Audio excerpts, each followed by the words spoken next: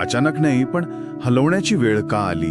काय कारण होती यामागे? याची सुरुवात झाली ती पेटा या संस्थेच्या तक्रारीने. अच्छा, पेटा, प्राणी हक्कांसाठी काम करणारी संस्था. हो, त्यांनी तक्रार केली की महादेवीला परवानगी न घेता मिरवणुकीत वापरलं जातंय आणि तिची योग्य काळजी घेतली जात नाहीये. पण गावकरी तर म्हणत होते आम्ही पोटच्या मुलीसारखं जपलं म्हणून.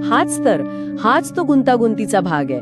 पेटाच्या तक्रारीनंतर उच्च न्यायालयाने एक समिती नेमली आणि त्या समितीच्या अहवालात म्हणजे 2024 मध्ये जे अहवाल आले त्यात असं म्हटलं गेलं की महादेवीला काही जखमा आहेत आणि तिला वैद्यकीय उपचारांची गरज आहे. अरे, म्हणजे एकीकडे गावकऱ्यांचं प्रेम आणि दुसरीकडे हा अहवाल.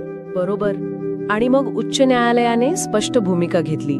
त्यांनी सांगितलं की हत्तीनीचा आरोग्य आणि तिचा सन्मानाने जगणं हा तिचा हक्क आहे आणि हा हक्क माणसांच्या धार्मिक भावना किंवा परंपरा